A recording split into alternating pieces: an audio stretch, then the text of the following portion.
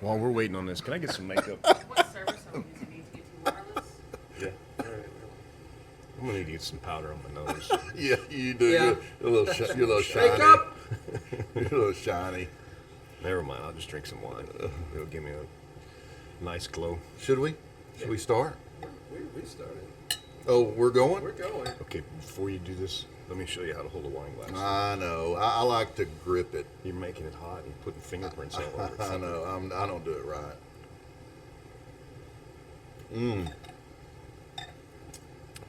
Are we good to go? Yeah.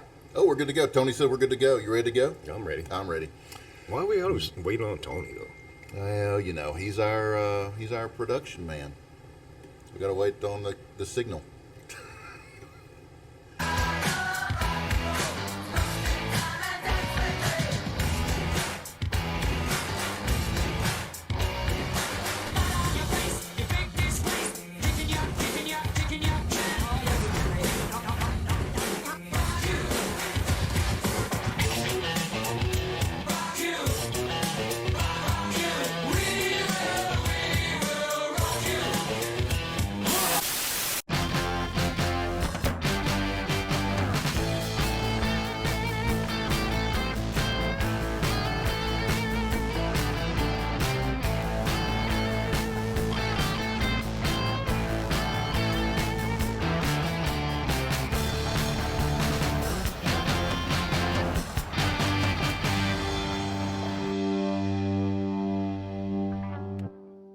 Hey, raindrops keep falling on my head, and just like the guy whose feet are too big for his bed, nothing seems to fit. Those raindrops are falling on my head, they keep falling. Who's that remind you of? BJ Thomas. Yeah, buddy. Old BJ. Yeah, well, we're going to talk about BJ in a minute, but it is Memorial Day, guys, and it's not unusual to get some rain here in Texas on Memorial Day, but we did lose a powerhouse in the music business, AJ, Yep. and we will pay a tribute to him in just a minute. But first, it is the last day of May, which means it's Memorial Day around here and around there and around everywhere. Today we honor those members of our nation's military who have died in the performance of their military duties while serving in the United States Armed Forces. We'll just do a drink to honor those who have fallen. Forgot to clink with old Tony over there. He just doesn't matter at times, except for when he tells us when to go. Well, he's kind of busy making sure the show's working. And yet he has time for wine. Yeah.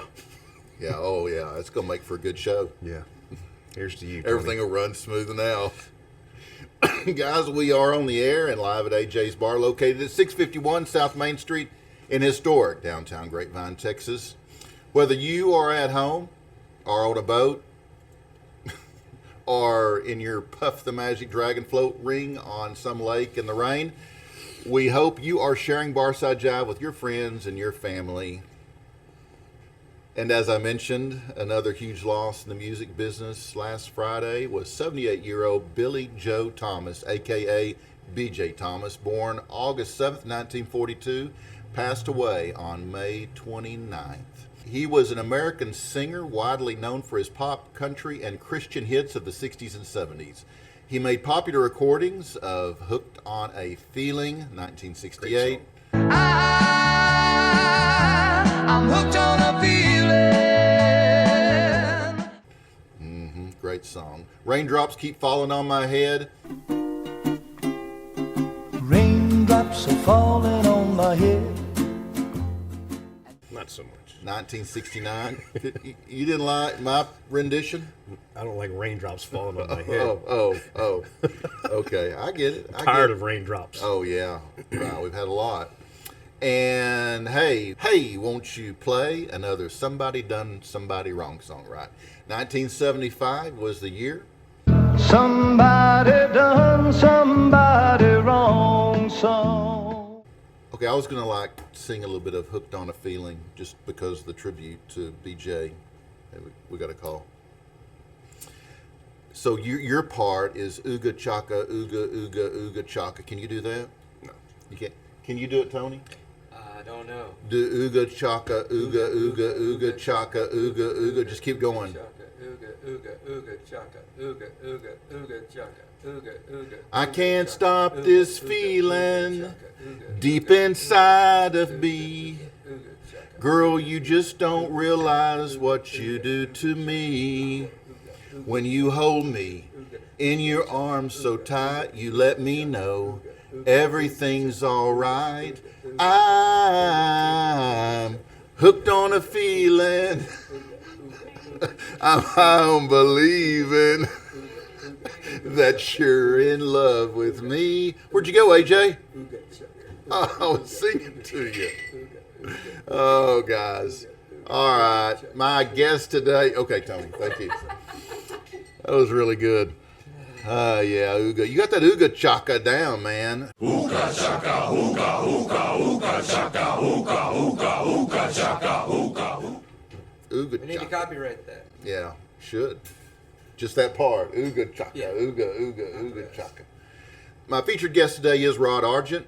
Rod was with me last week, and we had a great time, so today should be nothing but equally phenomenal. Sexy man.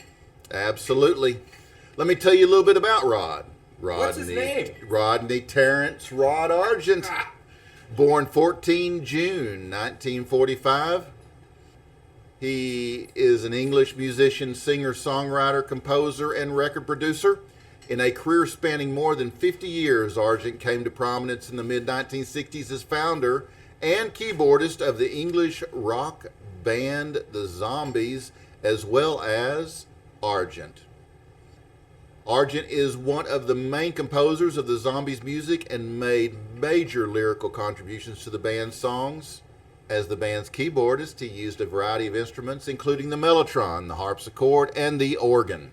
In addition to his work with the Zombies and Argent, Argent has made music for television series, been a session musician, produced albums by other artists, and has had a solo career which has included 3 studio albums, Moving Home, Red House, and Classically Speaking. Argent was inducted into the Rock and Roll Hall of Fame as a member of the Zombies in Brooklyn in March 2019. And here he is now. Hiya, Rod Argent here from the Zombies and Argent, and you're watching Barside Jive. Thanks, Rod. What a great time we had last week, and I'm looking for some more of the same very soon. This is about the time during the show when I turned to AJ and asked him, "Hey, AJ, what are we drinking?" Wine, beer, whiskey, and tequila. Nope. Wine, beer, whiskey, and tequila. Oh, gosh. Okay. The beer is Austin Amber Austin Amber is the beer. from Independence Brewery in Austin, Texas. Independence Brewery, Austin, Texas. One of the few good things to come out of Austin. Yeah, exactly. Is it crazy like the city? Probably. It's Austin. That's right. Here we go. Austin Amber, Independence Brewery. Cheers. Cheers.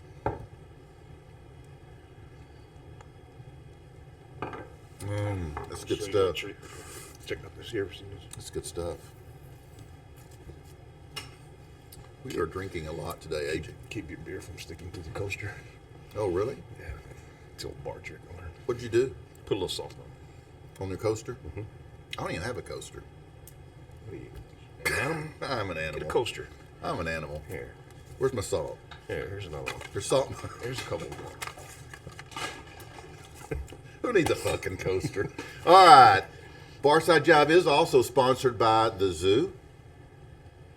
Tony. Cue. On vocal.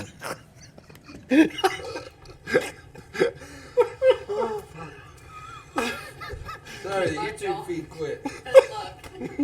The Zoo, king of classic rock, deep cuts, B-sides, stuff that you'll never hear on corporate radio. The Zoo is streamed universally 24/7, 365 from vocalnow.com. And remember, guys, vocal is intentionally misspelled with a K. Why? They want to be different. AJ, everybody wants to be different, including us. I don't get that. That's why this is like a George Thorogood song, except it's wine, beer, and Whiskey. tequila. Whiskey and tequila. It's a new song. We'll have to write a new song. One shot, one glass, and one beer. Yeah, there you go. In addition to my guest segment, which comes later in the show, I've already talked about that. I've got unconventional news, non-traditional weather, our weird world of sports, and traffic that's sure to make you go, what the hell did I just see? Delivered with that rawness, that edginess that you guys crave big time. So hang on. You don't want to miss this because we're going to be very entertaining today, I'm sure. And be sure to stick around to the very end of the show because Tony always likes to stick something in the butt end of the show. Hey, I got a joke. Are you surprised? No, not at all. Here we go. Ready? Ready? Ready. A gray-haired Army general. See, this is Memorial Day appropriate. Okay. A gray-haired Army general walks to a hotel bar and sits down to a very attractive middle-aged woman. They hit it off, and she likes a man in uniform. So she says, "Why don't you come up to my room?" The general says, "I'm flattered, but at my age, I'm not sure if things would work the way you hope." She says, "But you're in good shape. Tell me, when was the last time you had sex?" "Oh," says the general, "it was probably about 1950. "Oh my gosh," says the woman, "well, I'm sure it will all come back to you rather quickly." So they end up in bed, and it's a pretty wild experience. The general really has some skills. When it's all over, she says, "General, that was wonderful. I'm so impressed that you haven't forgotten anything since 1950. And the general says, "Well, I should hope not. It's only 21:30 now."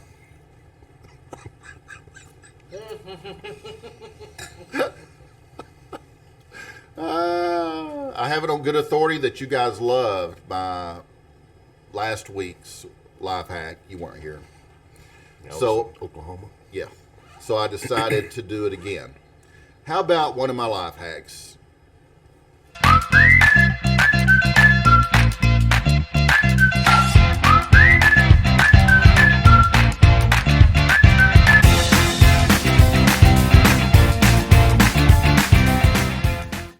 Finished. Done.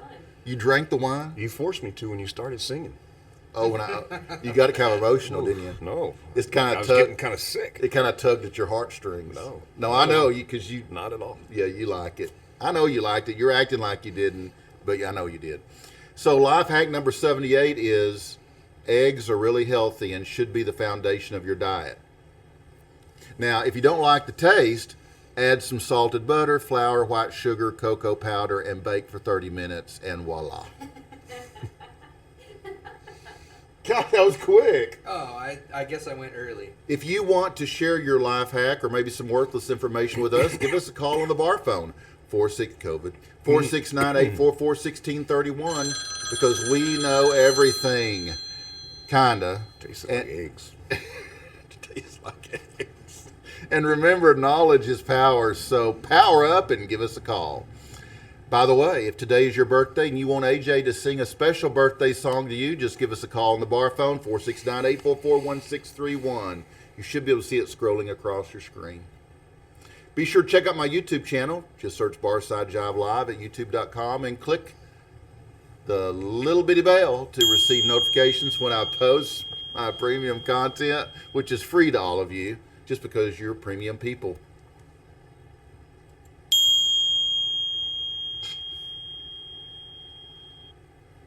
No, it doesn't work like that. It doesn't work like that. Well, I keep trying. One day. One day. One day. And now, an important word from our friends over at morewood.org.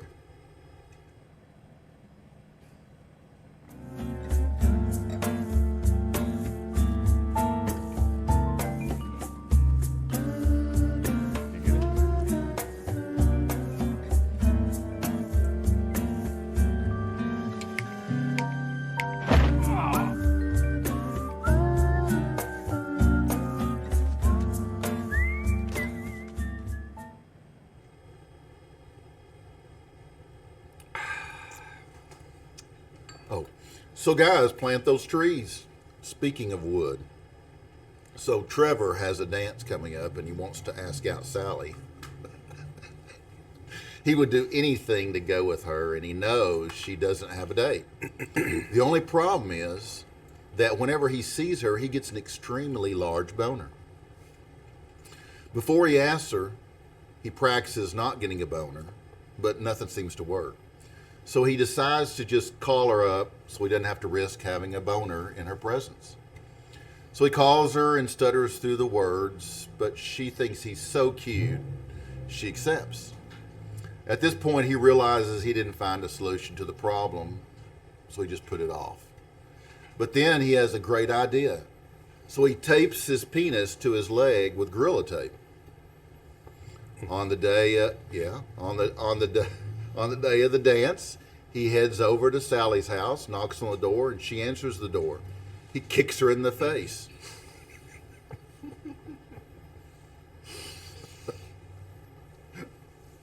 Is that good? No. It was good, wasn't it? It was good. Here is good. Oh, man. It's going to be a long day. It is. Okay. Independence Brewing, you guys are doing a fine job down there in Austin. Keep it coming. Okay, guys, so hold the applause because it's once again time for that segment that you all love, our big ass breaking news. Whoosh, bum, bum, bum, bum,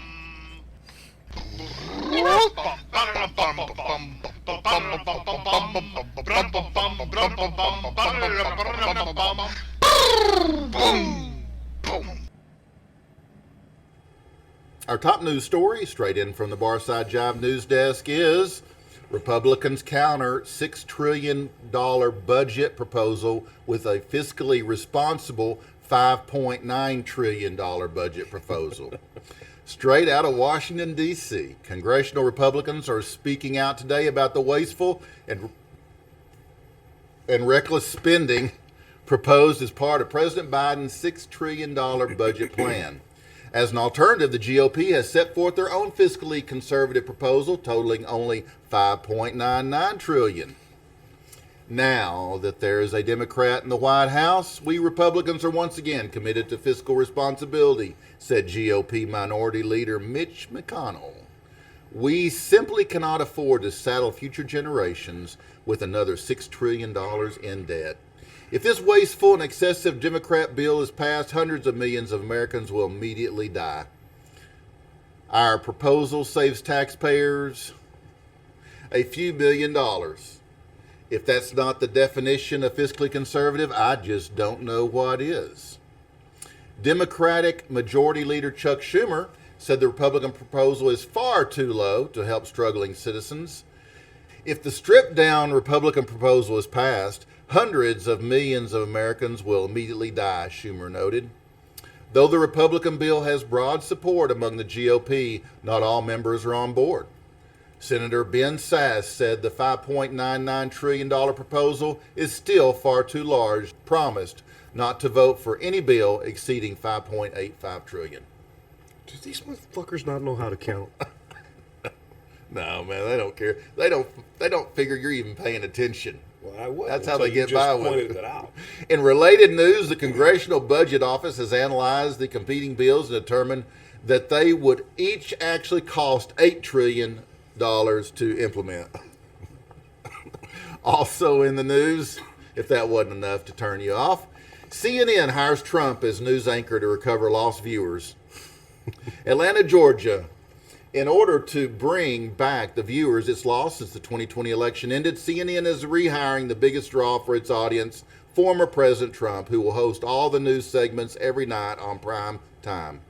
What we've discovered since the election is people only watched our station to see Trump, so we're hiring him to anchor our program, said an unnamed source high up within the organization. They're always anonymous. There was a day when that wouldn't have been tolerated at all. Everybody had to be known, but now you can just say what you want and claim it was an anonymous source. This will finally get our ratings out of the dump. During his first, by the way, did you hear the dumps closing here in the dump that was out there on 635 between in Irving? I guess it was Irving that's closing. Yeah, it was a great furniture store. They had good commercials. Yeah, they did, didn't they? The dump. Yeah. During his first night on the job, Trump simply yelled about election fraud for 2 hours. Very sad, very pathetic, worst run election in history, maybe ever. Worse than North Korea, he said to an audience of millions. CNN's largest in many months. Frankly, any ballot cast against me is suspect. You really believe that someone would walk into an election booth and look at me and Sleepy Joe and choose Sleepy Joe? No. Can't happen. Fake news, not good. Sad. After this, the rest of the hosts for the night just yelled about Trump yelling about election fraud. According to Trump, the deal was the biggest deal in the history of television, maybe ever.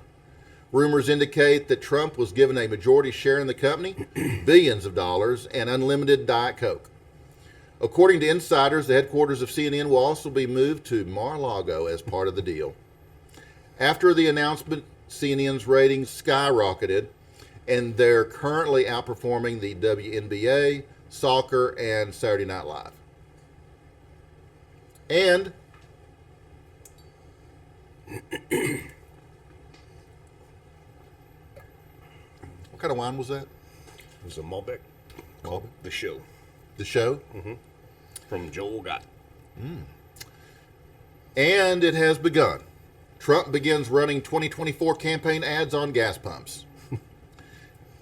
Straight out of the U.S. of A. It looks like the 2024 presidential campaign is kicking off with former and possibly future President Donald Trump running his first set of ads on the television screens at gas pumps across the nation. The ads began running this week and mostly feature the politician and real estate mogul asking people if they miss him yet. They play on a loop over and over again as people at the pumps fill up their cars, paying the highest prices they've paid for gas in many years. Miss me yet? Trump says in the 30-second spot.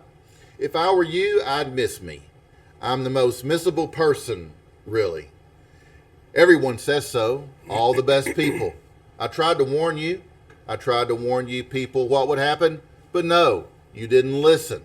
And now you're paying $5 for gas. Sad. But I'll take you back. One thing about me is I'm very gracious. So let's get me back in the White House in 2024. And I'll forgive you people. Most of you anyway. The Biden campaign isn't taking this lying down, though, and is running a series of billboards near gas stations with the catchy slogan, "The high gas prices are because the economy is doing great." Also from the Barside Jive news desk, with commission voted down, events of the January 6th to forever remain a mystery. Washington, D.C., the Senate has voted against creating a January 6th commission to investigate the Capitol riots. As a result, it would seem the events of the day will forever remain shrouded in complete darkness and mystery. Yeah, but we're going to go and we're going to investigate COVID now because they think it was made in a lab. It's weird, huh? Weird. Weird. It's very weird. It's a conspiracy. You think? I think. Yes, there were millions of people there that day, in addition to hundreds of journalists. Plus, we have the entire FBI tracking down these evil criminals, and we did a full investigation during Trump's impeachment, said Senator Chuck Schumer, but we really have no idea what happened or what led to this horrific attack on our democracy. Wait until later today. Now, I guess we'll never know, he added as a single tear rolled down Schumer's cheek. Of course, he cries a lot. He's a pussy. Kind of like Boehner. Yeah, Boehner cried a lot. He cried a lot. According to experts, no one really knows what happened on January 6th, and spending millions of dollars on an independent commission was the only way for us to really know what happened. It's a shame, said one Democratic leader in Congress, of course unnamed. Someone incited these riots, but no one knows who. And now the racist, insurrectionist Republicans are making sure we'll never know.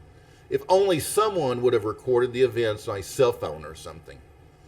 Republicans have offered a compromise to Democrats, proposing instead an independent commission into the year of violent BLM and Antifa riots across the country, as well as the 2021 election cycle. Woo! It's a mouthful. Did you see the video with Biden talking about the little girl?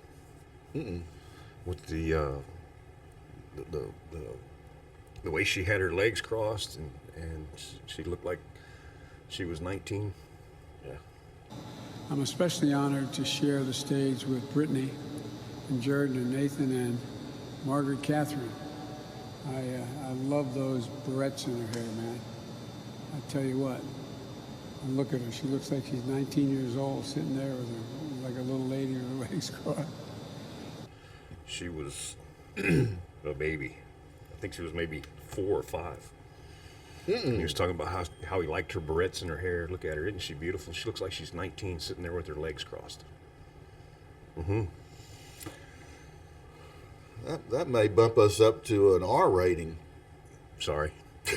Well, we're a family-friendly program, AJ. You're getting kind of explicit. Well, fuck it. Our trending news items segment is brought to you by our friends over at Body Action Products. And here he is, Body Action Products spokesman, AJ. Body Action Anal Bleach Gel is a super concentrated, intimate area skin lightening gel. It is formulated to help improve the appearance of uneven skin tone and diminish discolored areas of the skin. It is ideal for anal, vaginal, penis, scrotum, nipples, dark underarms, and other intimate areas that need skin lightening. For that asshole in your life that just needs to lighten the fuck up. Trending nationally, Biden creates OnlyFans account to share exclusive ice cream eating pics with journalists. No, that's not the right one, guys. That's not the right pic.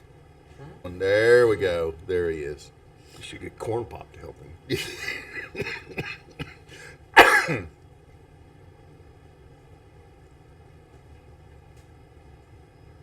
Hey, let's do a bust a move. Okay. Bust a move. You gotta do it longer. You gotta do it longer. No, it's too long. At China's instruction, Apple removes Taiwan from maps.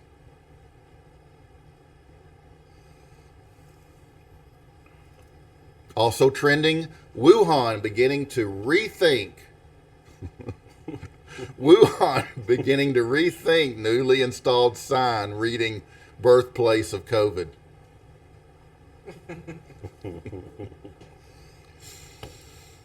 All right. Snopes introduces new rating for false for now. False for now. I snorted. False for now. Well, guys, there you go, Lord. We are going to have an X R rating. That's right. Well, there you have it, guys. I think it's time to move on to something we really love, and that's some rock and roll.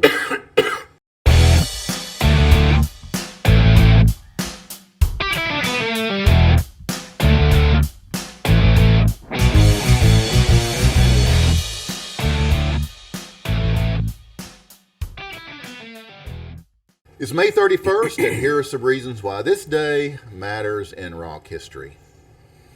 1969 is the year.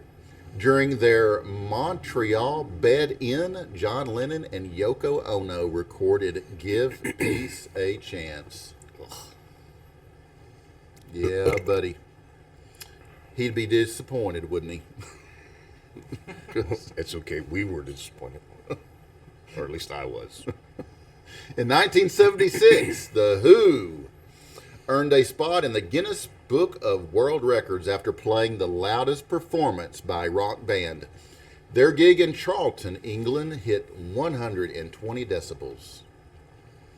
In 1982, REM signed a 5-album deal with IRS Records, an independent label based in California. In 1993, John Bon Jovi and wife Dorothea Hurley had their first child. Their daughter Stephanie Rose was born in Red Bank, New Jersey. She's grown up now. And in 2008, Death Cab for Cutie had the #1 album in the country with their 6th record, Narrow Stairs. And that's what happened today in rock history and why it's important. Which means it's time for, AJ, COVID update.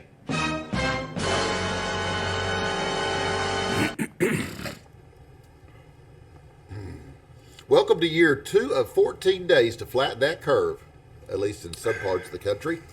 So today, guys, we're making a administrative decision, and we're pulling the plug on the COVID update. I mean, there's no more funny shit to say about it, so, like, we're done, right? I mean, the pandemic's over, at least in Texas, and so this is the end, so no more. You want to do the intro one more time? All right. Just for posterity.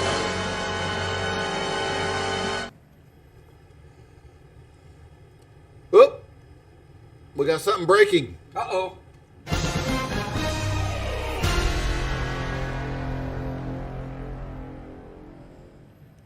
Guys, we've got some breaking news out of Rochester, Minnesota.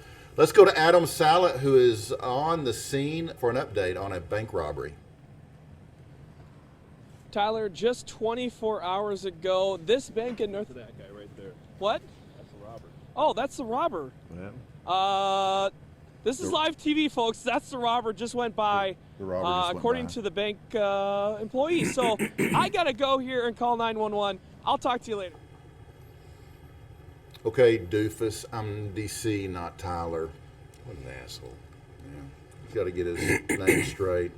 Guys, there you have it. You know, that was a great lead-in to what's coming up next.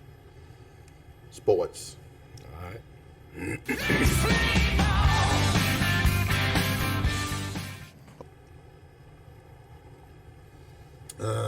Yeah. But first, our national anthem, because it represents the tradition, history, and beliefs of our nation and its people, and helps evoke feelings of patriotism among Americans and reminds us all of our nation's glory, its beauty, and its rich heritage.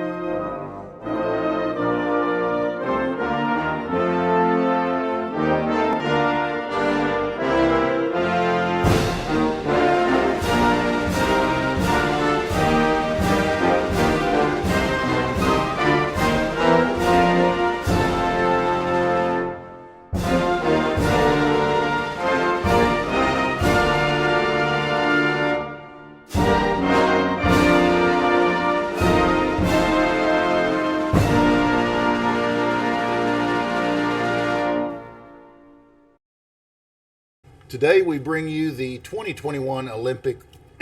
Guys, I know it's kind of dark because It's raining. since the sun's not out, it's dark in here, and I know It's you can dark probably in my heart You can because the barely. sun's not you can out. barely see it. It should have been a lot brighter because I sang you. No, it did not Raindrops work. keep falling on.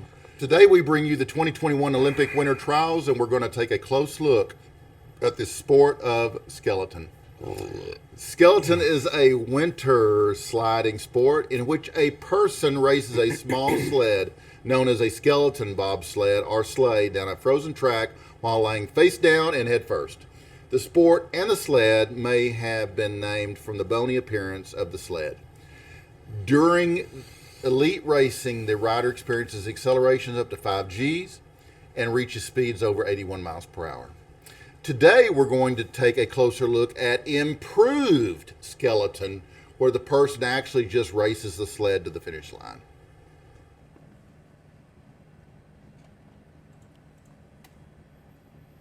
you doing this? Yep.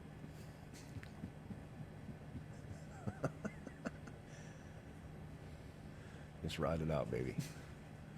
Just ride it out. I've been.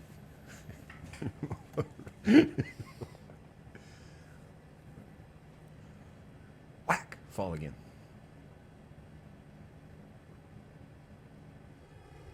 And the sleigh won. But did you see that form? It was awesome. You want to do an instant replay? Okay. Guys did instant replay. It was just so awesome. He's punched himself in the head, didn't he? He's like swimming. Yeah, I just kept going. I would go run after the slate. Yeah. Eventually he's going to stop. Yeah, well, you got to beat it. You got to beat it. Yeah. He's a quitter. He's a quitter. He's not from USA, is he? Can't be, no. She's not from USA, is she? Look at the chick. And now a word from our friends at Foghat Cellars.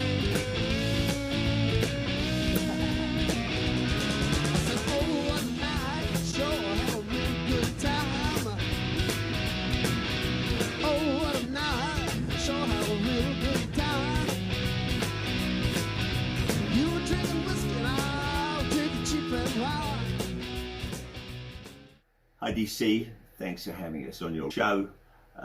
And for you folks, I'm Roger of the band Foghat, and these are our wines. Foghat Cellars. This is a Chardonnay from Monterey County, absolutely delicious. 2014.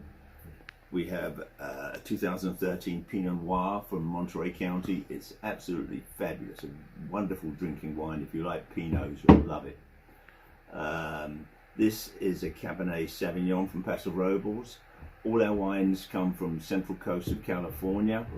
Steve Rasmussen is our winemaker, though in fact myself and Linda actually get involved in the making of some of our wines. Drink, enjoy, go to foghatcellars.com to find out how to get them. Thanks, bye.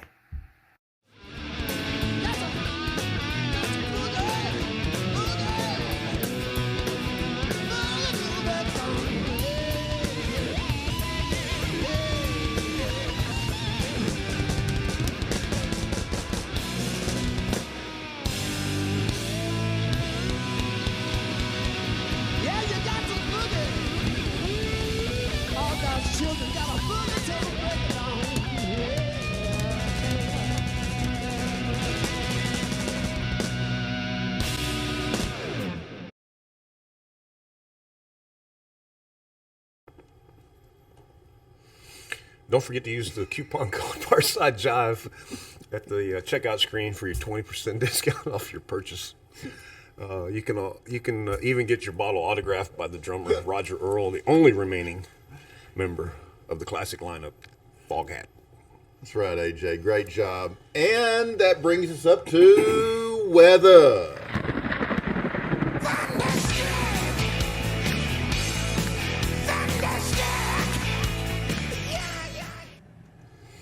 From your Barside Jive Global Weather Center, where we try to stick to the current weather since forecasts are always so wrong, including ours.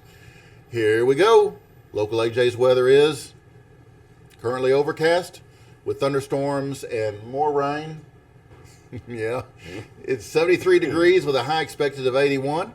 There's a 40 to 100% chance of rain depending on the hour. Air quality is 28, which means it's good.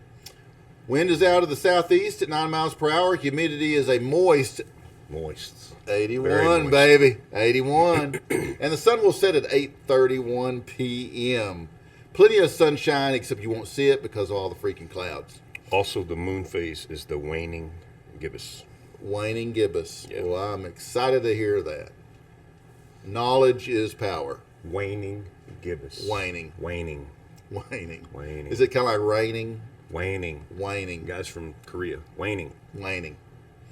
We are always improving our weather reports with cutting-edge technology thanks to your donations to paypal.me/Barside Jive Live. So using aforementioned technology, we will recap using our exclusive to Barside Jive outdoor conditions rating system. The umbrella index is high. The sweat index is comfy. The mosquito index is limited activity. Limited activity. The heat index is no risk. And the moon phase he's already talked about, so whatever. Yeah, who cares? What the hell does that mean? So let's go to the east coast of New Zealand's South Island, a place known for its English heritage, Christchurch, to Annabelle, who is standing by with a live report. Take it away, Annabelle. Conditions were so treacherous in Christchurch this morning that even those taking to the streets were finding it slippery. Well, she wasn't standing by very long, was she? Yeah. You couldn't see that? Annabelle, you okay? Yeah. Speaking of ice, you know Boner helps me write the show every week, right? So Boner told me the best ice pun to tell you guys today. All right. You ready? I'm ready. Yeah. So the problem is it slipped my mind. It slipped my mind. Yeah. Okay. That's bad. All right. All right. We need a wah, wah, wah. Okay. No whammies. And that's your global weather from your Barside Jive meteorologist, kinda, here at Barside Jive. Our weather was brought to you by our friends over at Burger King. I'll take a Whopper. Do you desire your pyrotechnically prepared beef to be customized with the addition or subtraction of key ingredients? No onions, extra pickles. And do you wish to be transformed into a two-dimensional character with yellow skin?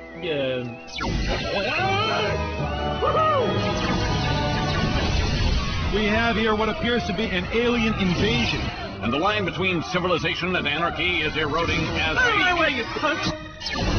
Wow! Lunchtime! Yeah, I gotta get out of here. Extra pickle, extra ketchup, extra mustard. How about extra get lost? What? What's going on? Oh. Aliens have all the fun. Your Highness, your mission is complete. The world is going Simpsons, and BK is in on it.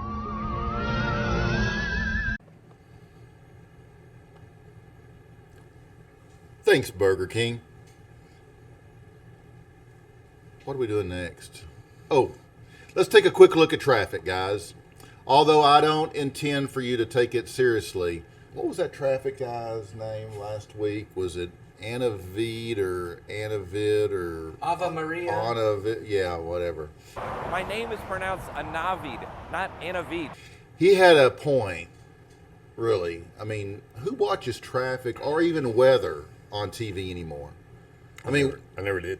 We use our apps, right, on our phones. I mean, we look up the weather, we look up the traffic. Who gets it on? Who pays attention to freaking TV for that stuff? The only people that pay attention to that stuff is outside of the apps is Mondays when our viewers watch our show because they love our traffic and our weather. But here our traffic is. Right, Tony? All right.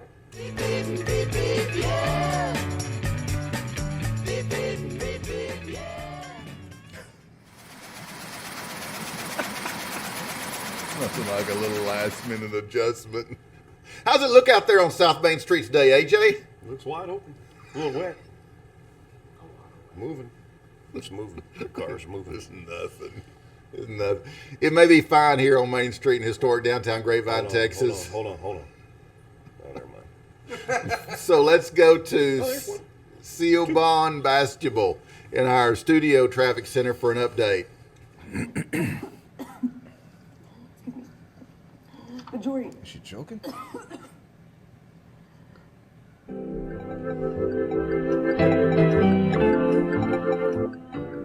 Ladies and gentlemen, we are experiencing technical difficulties. Please stand by.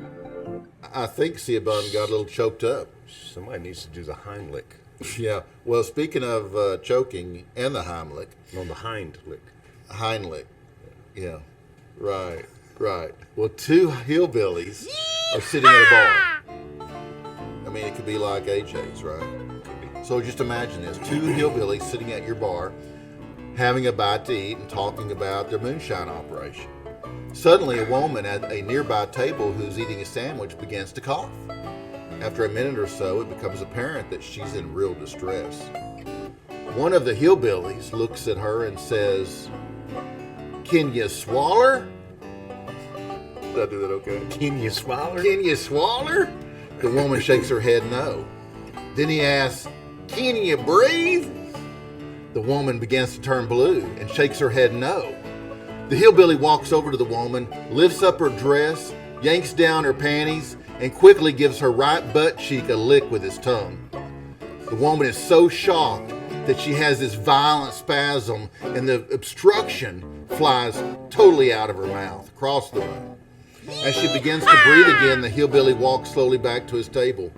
His partner says, "You know, I'd heard of that hind lick maneuver, but I ain't never seen anybody do it." Hind lick. Hind lick. You take over. You take over. Let's have a toast for a serious moment. A serious moment. This is Memorial Day. It is Memorial Day. And this one is for those that have gone on before us. You guys see us do these toasts on here all the time, and we probably need to explain it. When we clink them together and we touch the bar, that's for the ones that's gone on before us. It's been something I've done my whole military career. When I first started, I got taught that. So that's what that's about. So here's to those that have gone home. Cheers. Cheers, buddy. Cheers.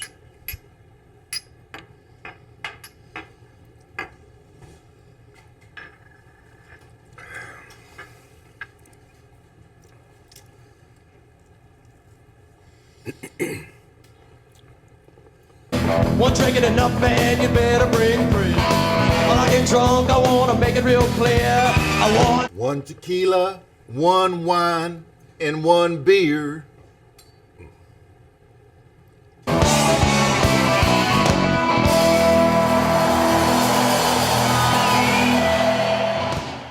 Hind lick maneuver. Hind lick.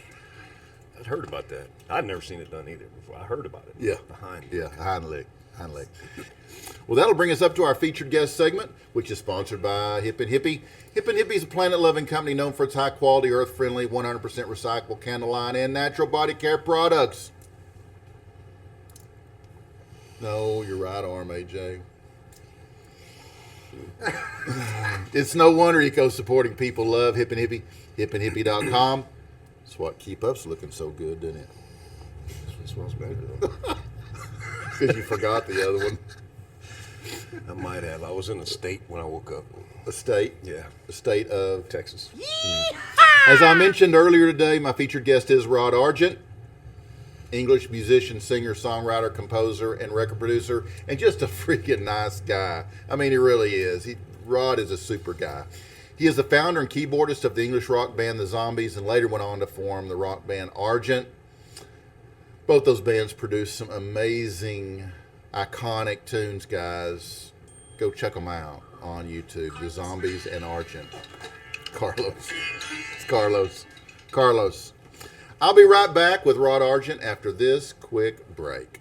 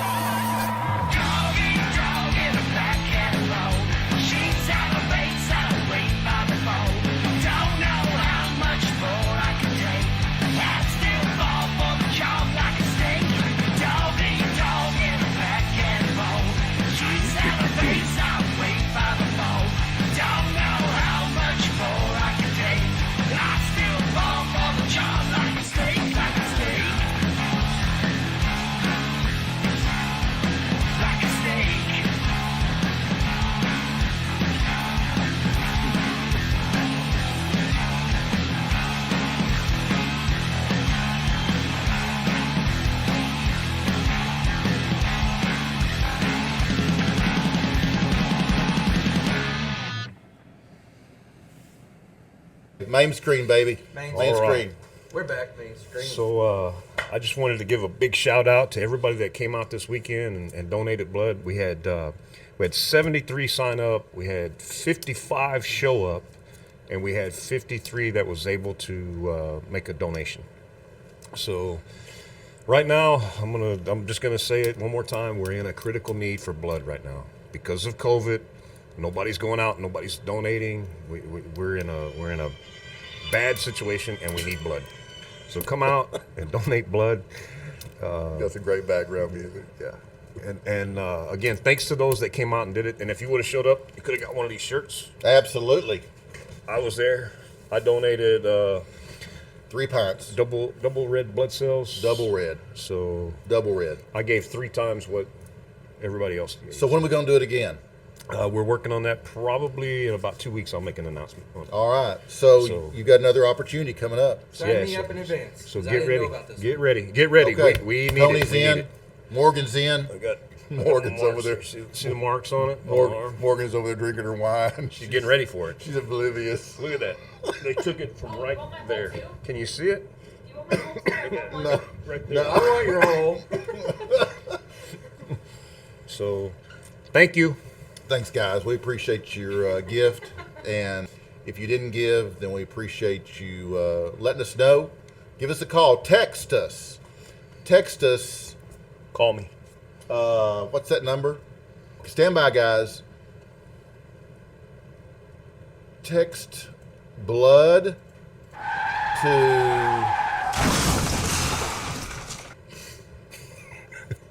Hang on, guys. Here we go.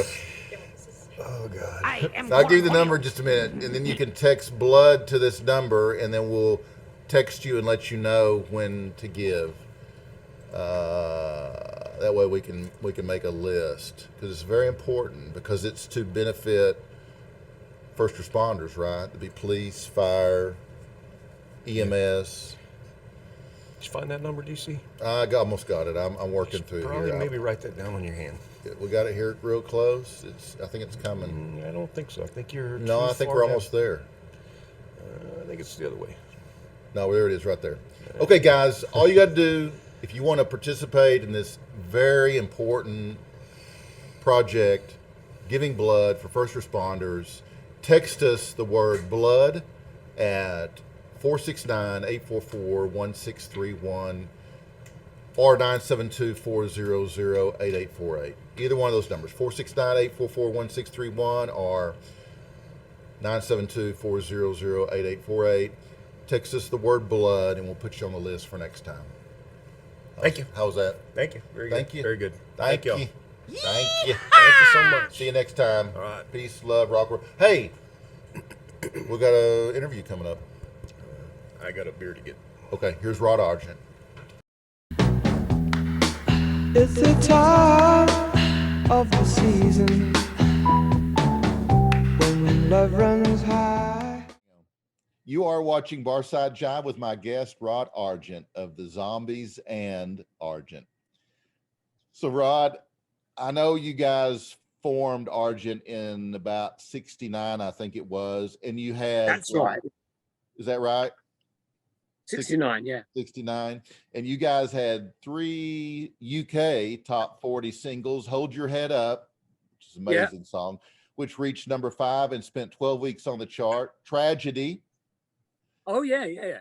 And God Gave Rock and Roll to You. Yeah, we did indeed. It was, they were great times. I mean, I think that was a great band too.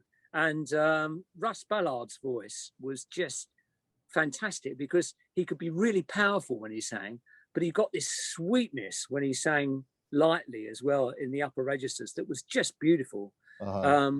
You know, and a very, very talented guy. And as were all the guys in the band. That it was, Argent was great. I enjoyed those times very much. Yeah, and then you had what, 2 of your albums charted in the UK All Together Now? All Together Now did. You know, I have to mention that in many ways, my favorite 2 Argent albums are the first 2. Now, the thing is that we recorded them in a newly starting up studio called Sound Techniques, which had a fine engineer, a guy called Jerry Boyce. But it was just starting up, and I actually loved those two albums, but the sound was a little bit small, and which was the reason why we left Sound Techniques and for Altogether Now went to Abbey Road. But recently, not that long ago, maybe three or 4 years ago, Sony put a box set out of CDs, of Argent CDs, and they remastered them all. And with the present day techniques of multi-band compression, etc., where you can look at, you know, like the bass areas, the mid areas, the top areas, all individually, they actually brought the sound quality up, so the songs could compete with the stuff that's out there now. Unfortunately, you can't get that box set anymore. So I actually got a copy of this box set, a box CD set, and I was really blown away with, because suddenly I think if we'd have had a sound as big as that on those original albums, I think those original two albums would have been big hits in the UK. And in some ways, some of my favorite Argent material is on those first two albums. Mm-hmm. Well, Altogether Now peaked at like number 13 in the UK, right? What did, sorry? I said Altogether Now, like, yeah, probably number 13. Like I think ND like 49. Okay. So and of course, Altogether Now was a big album in the US as well. Yeah. Oh, yeah, absolutely. But usually the reason I talk about the UK charts is because usually you did a lot better over here than you did over there. So I know. mean, that album was 13 in the UK. Oh yeah, that's true. Yeah. And we had and we weren't ripped off as Argent in the UK as we had been with the Zombies. So that was a good thing, you know. Yeah. Good experience, yeah. Well, God Gave Rock and Roll, what a great song. It's just a great anthem. And then Kiss covered it later on. They did, yeah. Yeah. And when I first heard the beginning of the Kiss record, I thought it was us. Yeah. But do you know what? I have to tell you something about that. I don't know if Russ even remembers this, because Russ wrote that song. When he first brought it into the rehearsal room, we would always throw in ideas at rehearsal, all of us. I mean, that's how, whoever brought the song in, people would suggest something, and we build things up like that. It was great fun. And when Russ first brought God Gave Rock and Roll to You, it was sort of God gave rock and roll to you. It was like an up-tempo thing. Right. But I recently heard something of John Lennon's where he'd had almost an industrial sort of boom, boom, like that. And I said to Russ, do you fancy just trying that feel on it, a real half-time feel, and make it really big in that way? And he loved it, So the very, very original idea of it was a much more conventional rock and roll groove. So it turned into something else completely. So that was interesting. Wow. And then Liar. Yeah, and I love the Three Dog Night version of that. That was a terrific example of, I loved the song when we did it on our first album, but it had quite a small sound. Of course, when Three Dog Night did it, it had just a much bigger sound. But they saw the potential in the song, and made it a big hit. Well, you guys are such great songwriters. Okay, do you remember a little song you guys did called "It's Only Money"? Oh yeah, another Russ song. He sang great on that. It's my favorite Argent song. Oh, and that comes in two versions on the album as well. There are two different grooves to it, completely. But he got the original idea of that from the Barrett Strong song "Money." Okay. Obviously his song is nothing to do with that. But there is one in one of the versions. There's a little reference section where it goes da da da da da da da da da. You know, so it's just like a little nod in the direction of, you know. Yeah. I just love what y'all did with that song. I always have. We still play it on the radio at the zoo. Oh, that's fantastic. Yeah. That's nice to hear. Yeah. Still do. Still play it. It's awesome. You mentioned earlier the reason Argent disbanded. I think the catalyst was probably money or lack thereof. And yeah, I think it was by that time. And again, management has been a continual frustration, right, to me and to us in the bands. Poor management. Yeah, really. You know, not. I mean, with the Zombies, it was poor management, and it was also management that was exploitative.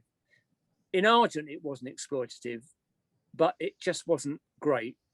And you know, I remember once being on tour in the States, and the timing was really bad, and we go to play down south, and none of the albums would be there. The release hadn't come out in time. You know, nothing was really managed in a streamlined way, and there were a lot of frustrations for various reasons because of that.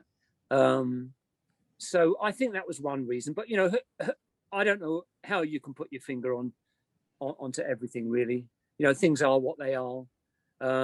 And in the end, I think Russ and I we've all stayed friends all our lives. Again, you know, I haven't fallen out with anybody on any band that we've been in.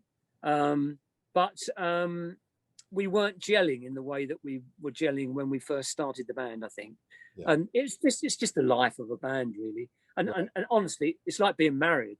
You know, you're either traveling for hours with the same guys in the same few feet of space, or you're then going through all the trials and tribulations of things that aren't going right together, and you're just packed together all the time. It's not an easy environment, but you know, but we all stayed friends, and we've stayed great admirers of each other throughout all the years. So I'm thankful for that.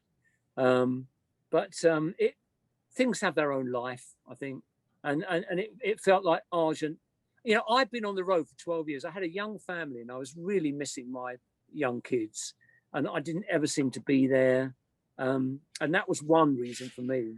And at the end of one particularly badly managed tour, I remember saying to the guys, "Look, I've had it. You know, I want to come off the road. Basically, I never thought I'd be on the road again. You know, and it wasn't until I got back together with Colin. But at that time, I thought I want to stay in music all my life, but that's it for the road for me. But you know, it wasn't to be so. Well, let's talk for a minute about your solo career. So you got 3 studio albums, right? Oh, well, yeah. I mean, Moving Home. There was one, Moving Home, yeah. Red House. Red House, yeah. And then something completely different, Classically Speaking. Yeah. Yeah. Well, okay. Well, Moving Home, after we split up, I wrote some songs, and I wanted to record them. Initially, I was going to do it. Well, I did it with Phil Collins on drums, with Alfonso Johnson on bass from Weather Report, and it was produced by Robin Lumley, and he helped me find a great second keyboard player for some live stuff once I'd recorded the album, and we did 3 concerts. They were all sold out, and they were great, actually. And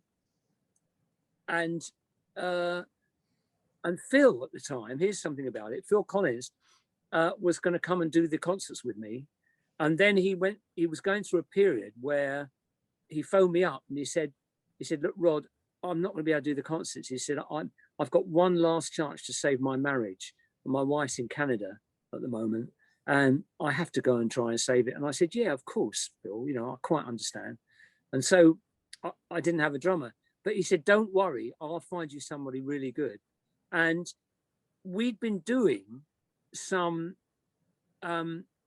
just before Argent split up, when we were recording our last album, Phil Collins did some of the tracks on that album because our drummer, Bob Henry, had, he was ill throughout the summer and he couldn't play. I can't remember the name of the thing now, but it's when you get jaundice, you know, a hepatitis. He had hepatitis.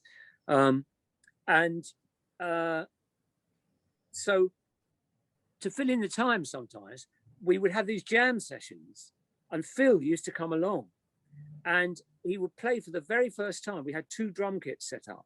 He would play with 2 drummers and he absolutely loved that. And the guy that used to play drums with us, he said he offered him the job in Genesis as the second drummer. And this guy, who was really a jazzer and really didn't know, unbelievably, didn't know much about Genesis, said, oh, it doesn't sound like the sort of thing I should do. He kicked himself later, you know, because it could have been the most fantastic thing for him. But anyway, that was the first time. And it was after that Phil actually got in touch with Chester Thompson, who was the other part of Weather Report at the time with Alphonso Johnson. And anyway, for my solo concerts, he phoned me up and he said, I've got Chester Thompson to come over and he's going to do the concerts with you. And I said, what, Chester from Weather Report? And he said, yeah. And I thought, oh my God. And Phil paid for Chester to come over first class. And he paid for him to come and do the concerts with me, which was the most extraordinarily nice thing for him to do. Absolutely unbelievable. And we had a ball doing it. But the one thing that I felt at that time was that singing lead on those things, I felt my voice is really not anything like as strong as I wanted it to be. So I actually went away after that and got some voice coaching just to strengthen my voice.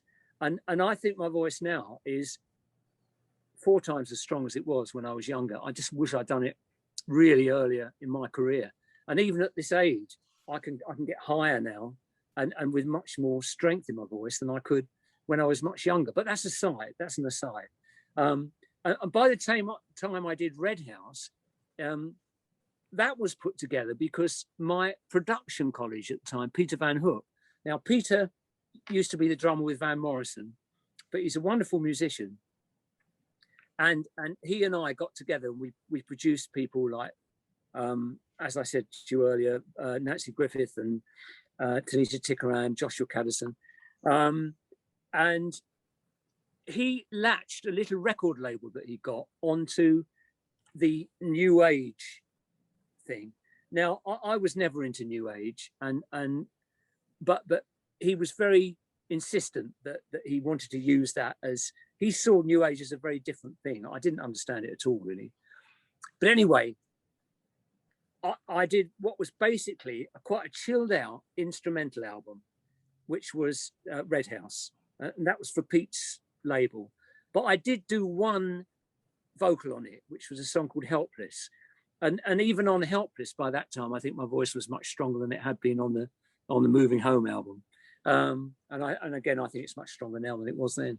But yeah, and then the classical album came about because I'd had some real production success with Pete Van Hook, and we'd sold probably 7 million albums out of my little studio in the house that I had in Bedfordshire, my previous house. But I'd had enough of production because, quite rightly, if you're a producer, you start a new project and the person that you're producing wants to have you on call for 24 hours a day. Quite rightly, it's their big chance, you know, it's their album. And so you throw yourself into this 24 hours a day thing. And the minute you finish, you've got your next client coming up and you've got to do it all again. And in the end, I said to Pete, look, Pete, we've had a lot of success and it's fantastic. And I'm so pleased. I said, but I'm too selfish to want to go on doing this. I want to write some songs myself again. You know, I want to start doing this again. Right. And right at that time was when I met Colin again by accident, and we started doing some stuff together, and we gradually formed that. But in the year, I thought I'm going to have a year, because I had enough money to do that at the time, and I thought I'm going to have a year doing absolutely nothing, just to refresh my mind, just to see if anything occurs to me and makes me excited. And I've got a very dear friend who's a classical musician, and he plays in a lot of the big orchestras and everything. And he said to me, why don't you do a solo piano classical album? And I said, well, I can't do that. He said, well, why not? I said, well, I'm just self-taught. He said, listen, I've heard you half play so much. He said, why don't you go away for a year and do some real work? And I thought, oh, thanks very much. And I thought, but I tell you what, I thought, I'm going to take maybe 10 pieces or whatever it was on that album. I'm going to choose them, and I'm not going to be governed by how difficult they are or how easy they are. I'm just going to take 10 favorite pieces and see if I can, give myself a year to try and record something. So I practiced for 3 hours a day at least for a year, to get myself into that idiom. And in the end, I was very proud of what I managed to do. And I got some great reaction from, I ended up doing 2 or 3 Chopin studies. I remember seeing Keith Emerson, who the jazz musician I earlier mentioned to you was a guy called John Dankworth. Well, at his music theatre, he had Keith Emerson down one night, and with John's big band, because he had a great big band.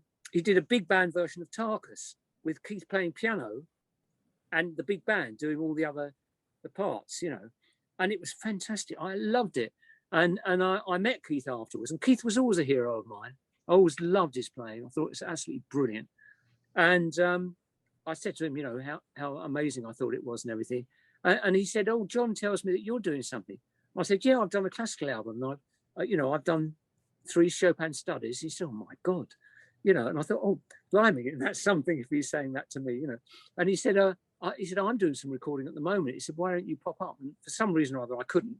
But anyway, the album came out and it had some great reactions from some classical people, unbelievably. I'm not proud of every piece on there, but so the pieces that came off the best, I was really proud of, actually. I can't play them now.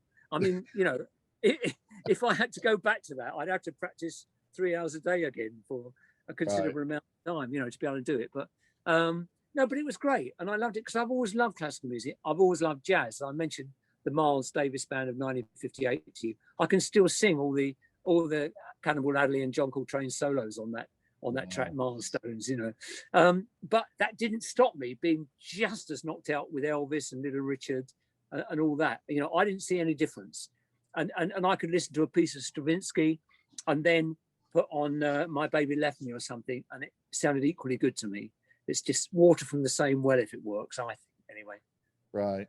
Let me ask you, Rod, do you have any hobbies outside of music? I've always liked sport. I still play tennis. And in fact, we've been locked down for the last several months and haven't been able to play. So we've got, since moving here 6 years ago,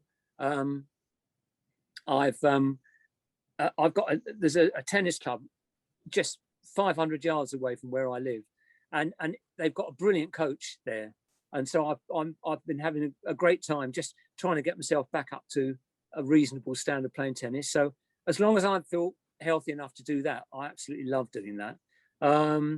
I've always liked reading, literature. I was going to study literature at university, but I never read as much as I want to, because we seem to be working all the time, trying to get other things together, which is great, Oh yeah, absolutely. Yeah. I guess music is your first love, isn't it? It is, yeah. Well, wait a minute. Speaking of love, you met Kathy in 1967. You married her in 72, and you've been married to the same woman throughout all these years of rock and roll. almost 50 years now. That's fairly unusual, isn't it? Wow. Yeah. What's your secret? Well, I tell you what, she's a gorgeous little thing. She when I first met her, it was at a party that was thrown by. There was a girl called Molly Malloy, who was the choreographer of the Murray the K Christmas show in 1964, and she had a dance troupe. She married Paul Atkinson from the Zombies, and she came over to the UK to live with Paul, obviously, and she started a dance company here, and her lead dancer was Kathy. And I went to a party one night, and I saw this little girl sitting in the, she was only like 5'1", and she had the most beautiful face I've ever seen in my life, and I was completely smitten. And Colin got there first and asked her out. He took her out once, and then I phoned Colin up and said, Colin, because we used to have this unspoken rule between us: if either of us hit on a girl, the other one would leave her alone, and so we wouldn't do all that, that thing together. Right. But I said, how would you feel if I said, I really like Kathy. I said, would you mind if I asked her out? He said, well, you might end up marrying her. He said, yeah, you go ahead. If you feel like that about it, you go ahead. So I did. And I remember, for some reason, my memory generally is terrible, but for some reason, for most of my life, I've always been able to remember numbers. God knows why. I don't know why. But I took her home on the first date, and we'd had a great time. And then before she got out the car, she said, oh, I suppose that's it then. You haven't even taken my number. And I said, no, I'll remember your number. I'll give you a call tomorrow. And she said, no, you won't, because, you have. And in the end, I said, all right, I'm going to write it on the windscreen in the, where the rain had made it go misty. I'm going to write it on there. She said, that'll be gone and you won't remember that. I said, yes, I will. Yes, I will. I'd had a few drinks, So I said, I shouldn't have been driving really, but I don't know if you do. And she couldn't believe it the next day when I actually called her. She said, how did you know my number? I said, I told you I wouldn't forget it, And we never stopped from that point. And we went out together for 5 years before we got married. Because, to me, even though I loved her, I thought marriage is such a big deal. It's a big thing, and I'm still young, and at the time there were, one of the things about being in a rock and roll band is, you get come on to by girls that are much prettier sometimes than you would if you hadn't been in a rock and roll band, Right. But anyway, I made the decision, and we're more in love now than we were all that time ago, and both of us have lost, an inch of height because we're so old now. So she's still a lovely thing, but she's even littler than she was before. But it's great, actually. I love her. That's awesome, Rod. What's one thing that Kathy thinks you should change about yourself? Oh my God. I don't know really. I mean, she's not generally. Because she's always come up. She started life in the arts really. She was a ballet dancer when she started, and then after she saw West Side Story, she became obsessed with jazz dance, and that's how she became a jazz dancer. And then that's how she came to dance for Molly. In the second half of her career, after she stopped dancing, she choreographed for a while. After she stopped dancing, she became an analytic psychotherapist and got a degree to be able to do that. But because she had such a background in artistic things, and because we had so much in common, for instance, I realized from when I first took her out that we really shared the same taste in whatever records we loved. I mean, she'd heard Stevie Wynn would sing Georgia, and which not everyone has, and it's still the most extraordinary soulful thing that I've heard on the second Spencer Davis album. I love Ray Charles, one of my all-time heroes, but Right. I thought the maturity and the way that Stevie sang that and played it, I'd recommend anyone to go and search that out and have a listen to it. So she loved some of the things that I loved, and she loved some of the blues things that I loved. She loved the jazz things that I loved, but also she was one of the few people I ever met whose parents had brought her up and taken her to classical concerts as well. So she liked the same classical things. So she came from a very artistic background. And it meant that when I was away for long periods, and when I still am, I think it must be so difficult for her sometimes, but she understands it and doesn't get fraught about it and fed up with it. And she thinks it's what I am and it's what I should be doing, and that's always been such a bond between us. I've always respected that so much. So she tends, I often do things that, we've had, obviously over all that period, we've had some steaming rows and screaming at each other. But generally speaking, we see things the same way. And I don't think there's a major thing that she would maybe change about. I think I'm much more mature now. I think I was very immature when I was younger, and I think that used to get her down. Particularly because I think if you're in a rock and roll group, when you're on tour, you might get. I was on tour from the time I was 19 till in my early 30s, and during that whole time, I'd never booked a plane ticket. I'd never had to do anything for myself at all. If I wanted to do something, I would phone up the manager, and the manager would just do it for me. And it was. And also, for instance, if you went into a restaurant during that period of time, the chances are someone would recognize who you were. And so you would get a better table. You would, in general terms, you didn't have to become socially very good with people, because people would always make allowances for you. People would always, if you said something, you could become the center of attention. You didn't have to work at social relationships, because they would, make allowances for you, and they'd laugh at your jokes. Do you know what I mean? So the whole thing of growing up in your later teen years and in early 20s, when people are learning how to deal socially with people and to interact with people, I think a lot of people in rock and roll bands didn't have to do that. So you become very, very spoiled, and you have to learn all that much later in life in a way. I was very aware of that, because after I'd been off the road for a few years, for the first 2 or 3 years, people would still quite often recognize me. I'd go to Disney World or something, and people will come up to me and say, "Aren't you?"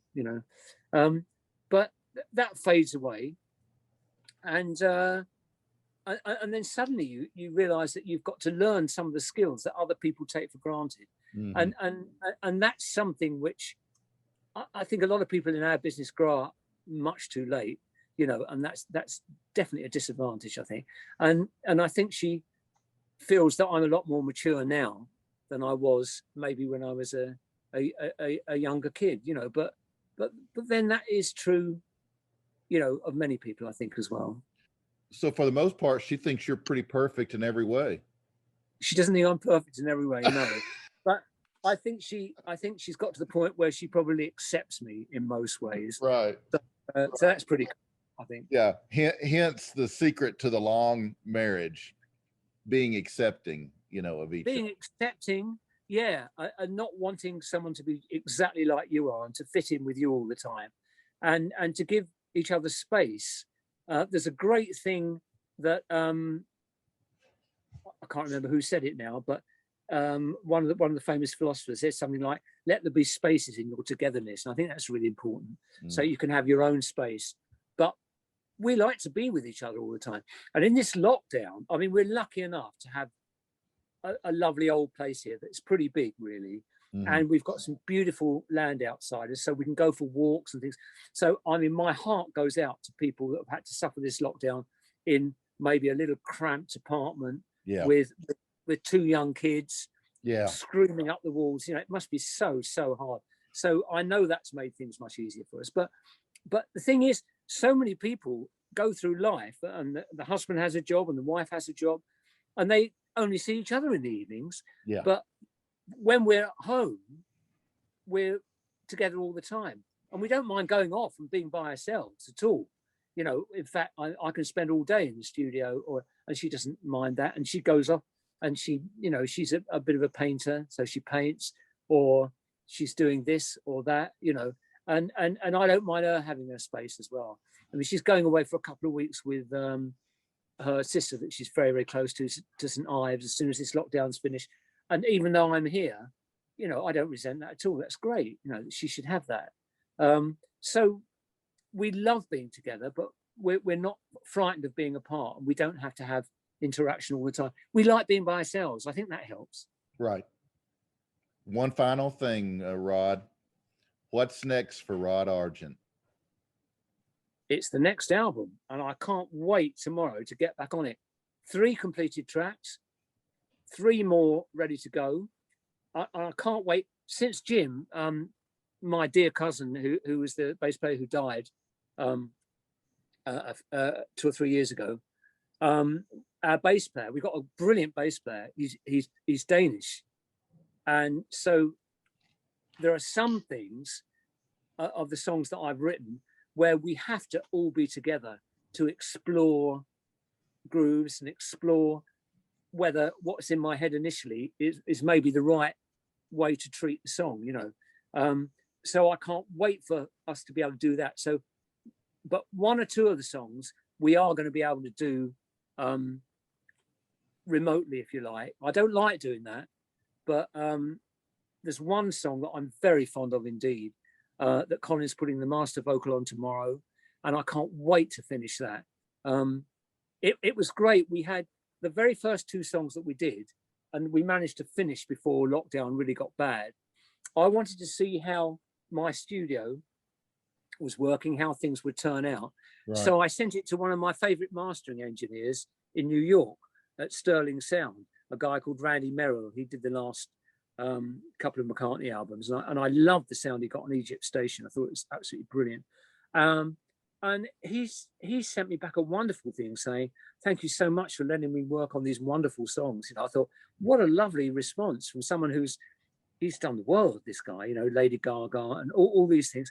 But anyway, we got a terrific response to those first 3, and that's made me really want to come ahead, finish this album before we're able to go on the road again, so we can actually come back with a new album. You know, because once you get to this age, you don't know how many more times that's going to happen, you know. So at any age, Rod. I mean, I just lost a friend and she was in her early 30s, so oh man. Yeah. So that's terrible. I mean, oh. Is that through COVID? No. It was a car accident. No. Oh shit. Oh, that's so sad. Yeah, so you never know, man. You never know. You don't have to be older to die. No. That's a lovely thought to finish with. Hey, so when is that album going to be released? Do you know? Well, it's got to be finished first of all, and I'm really, really hoping. At the moment, we've kept postponing the gigs that we're in. We should have done at least 1 tour, maybe 2 tours of the US this year, and obviously we haven't been able to do that. At the moment, the first thing that's in the book is a tour starting in Scandinavia and going into Germany in late September, and then we would be coming back to the US in March, and then later on in the year after that as well. But we just have to see how things are each time. And the way things are in Germany at the moment, I'm not holding my breath to even be playing in late September.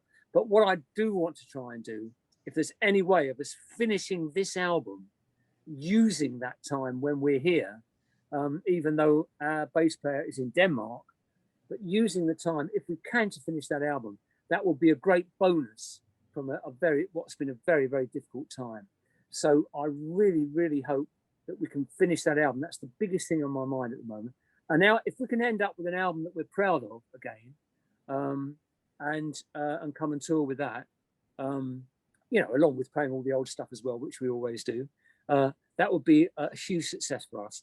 But the earliest that we'll be touring again will be late September.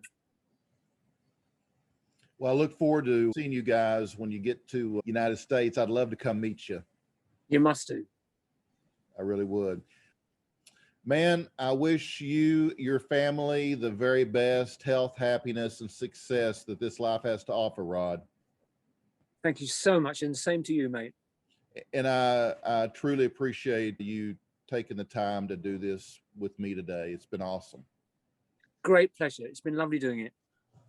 Guys, everything Rod Argent can be found on his website, rodargent.com. And as always, I will include links to his music in the description below this video. So all you have to do is click. Thanks for hanging out with Rod and I today. Please like and share this video and click subscribe to subscribe to my YouTube channel. It's free. And then click that tiny bell to receive notifications when I post something new.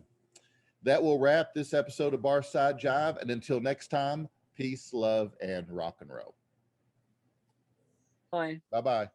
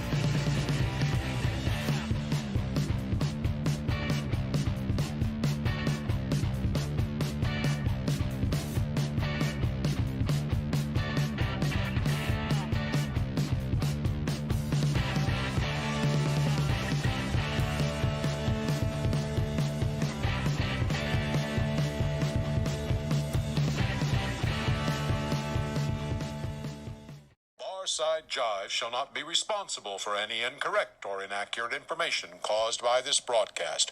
Barside Jive does assume, however, all responsibility for the satirical nature of its content and for the occasional fictional nature of its content. All characters appearing in this broadcast, even those based on real people, except for our featured guests, of course, are entirely fictional, and any resemblance between them and any persons living dead or undead is purely a miracle.